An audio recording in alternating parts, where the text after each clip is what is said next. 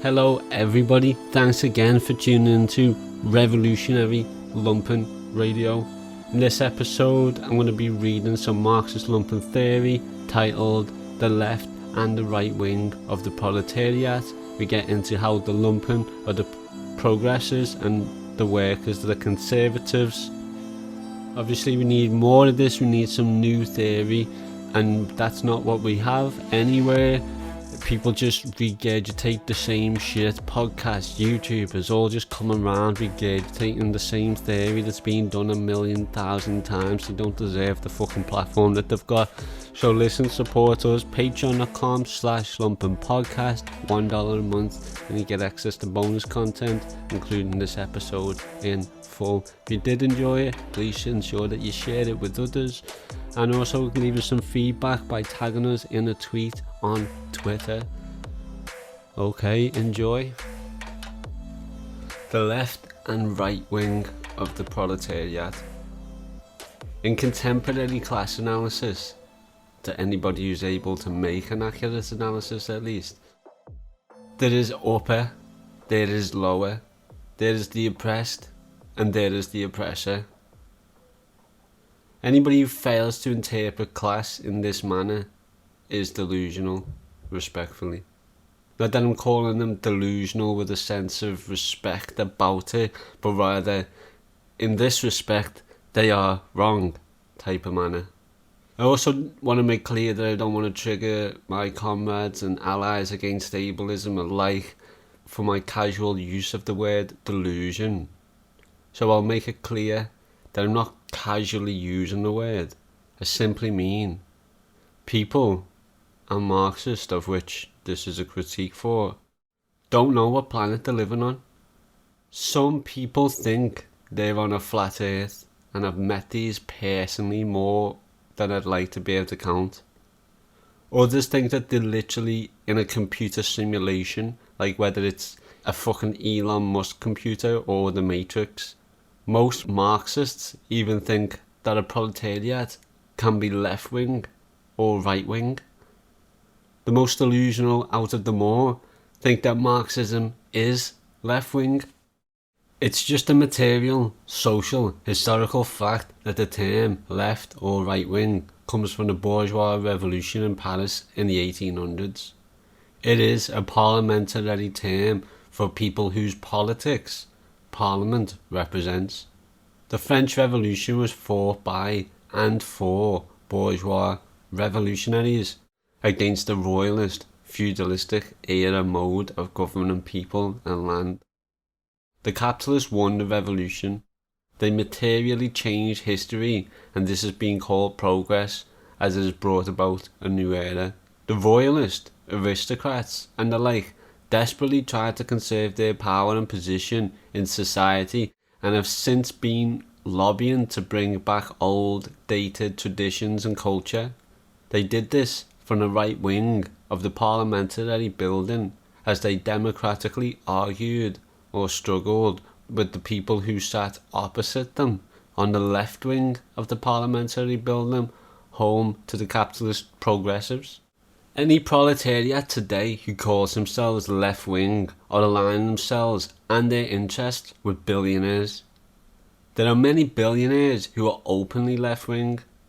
Those progressives may indeed still want more liberty, change in culture or tradition, such as an end to LGBTQ+ discrimination, but they're still capitalists who want capitalism. The conservatives of today may still be capitalists. They also may be aristocrats or royalists who fetishize and argue for a return to the olden days when you could put a child to work or even hunt foxes without anybody batting an eye. When you look at things like that, progressives can seem so much better than conservatives, by centuries in some cases. But the rulers are the rulers. You are not a member of parliament. You are a nobody peasant to these people. But in reality, you are somebody unfortunate enough to be a member of the proletariat. The proletariat did not win the French Revolution. The capitalists did. The proletariat did not win when they went from feudal serf to wage slave. The capitalist did. The proletariat is politically powerless under the dictatorship of the bourgeoisie. The dictators are dictators, and every capitalist nation has emulated the French Revolution ever since. We are all classes, born as individuals into a world where you are taught verbal language before you have a choice. You are raised with the traditions and culture of thousands of years of human development, and each class with their own traditions and understandings as to their role in society. We're literally on a roller coaster that's been going for hundreds or thousands of years, and literally nobody is in charge of the thing. We're stuck on these tracks. These tracks are leading us to extinction.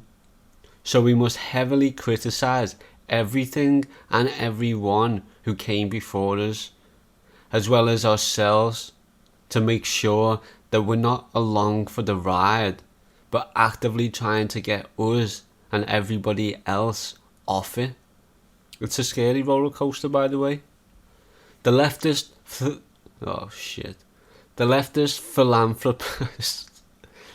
philanthropist billionaires, the imperialist left-wing parties, the rainbow capitalists, and those proles who claim to be left-wing, supporting the Labour Party or Democrats on Twitter saying #vote Bernie or Corbyn, are all as detestable as each other to the victims of their left-wing democracy than any right-wing electoralist individual. To the miners in Africa, to the metal miners in Latin America, the indigenous in Australia, and the millions of dead Iraqis. As a matter of fact, any leftist in contemporary terms in the imperial core is a parasite to life, as they live off the spoils of the global south. As the workers in the imperial core argue for higher wages to improve their conditions, they argue for a bigger piece of the imperialist pie. They intentionally forget that the salt from that pie comes from Africa, the metal for the fork from Latin America, the steak was from cows raised on colonised indigenous land, and the oil for the tanker that brought the final product to you was stolen from the people of Iraq. That's a steak pie that you want to afford because of your long day of slaving for the capitalist.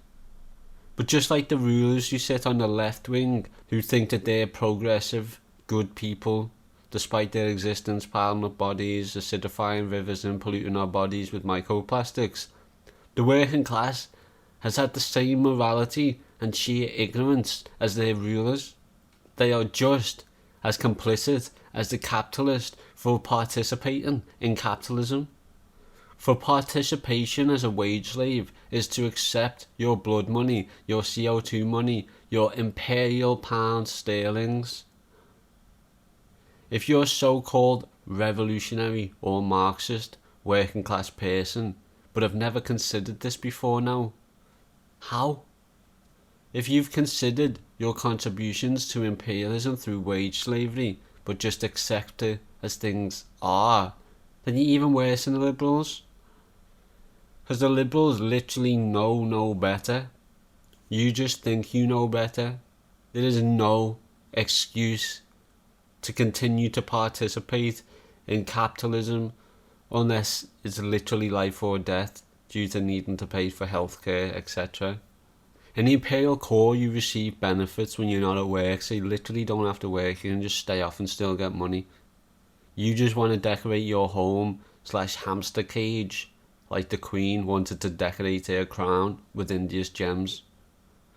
The imperial working class are inhibitors to revolution.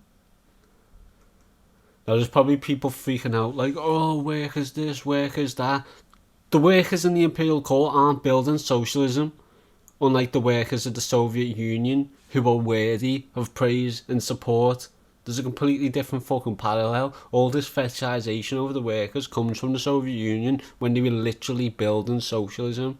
We don't have that. We have imperial class workers who are quite literally building a more sophisticated form of imperialism. The most practical strategy for the working class to stop capitalism and start organising towards socialism is with a mass or general strike. Not participating in wage slavery, the capitalist mode of production. Who the fuck with a straight face expects the lottery playing, debt-ridden, submissive wage slaves to put their pride away and do the right thing? Stop working for the capitalist masters at once, whatever. Nobody expects this. But we must ask ourselves, what proletarians are currently not contributing to the imperialist mode of production? What proletarians are practically withholding their labour from the capitalists right now? Obviously the Lumpen proletariat, the left wing of the proletariat. The left and right wing of the proletariat are the Lumpen proles and the wage slaves, the progressives and the conservatives. The Lumpen progressively fight and die for a future without capitalism. The working class conservatives get walked all over as they pay multi-million pound unions to collaborate with the state so that the workers themselves are scammed into thinking they're part of a class struggle. I mean they are, but you don't struggle with membership fees. You struggle by withholding your labour. When is a revolutionary fighter also being a full-time employee for a capitalist? You must ask yourself. Or when is a revolutionary fighter being a part-time wage slave? I hope you can see how intellectually embarrassing the working class are, and how pathetic they've been to think that they are more than just a physical cog for an imperialist machine. When the Lumpen proles need money to conduct underground class war, they did bank robberies, stick-em-ups on trains. See Lenin and Stalin for more examples.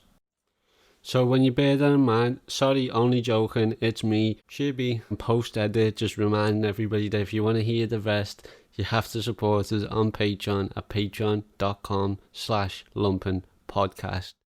So yes, see you there, patrons. Don't forget to check out all the bonus content and make sure that you leave questions for the future guests, because we enable that. If you are a Patreon supporter, we let you know when we've got future guests coming, so you can prepare questions specifically for them. We'll let you ask the questions yourself, or we'll do it on your behalf. Some people just want to support us though, and that's great. Thank you all so much. Have a great day. Workers and Lumpen of the world, unite.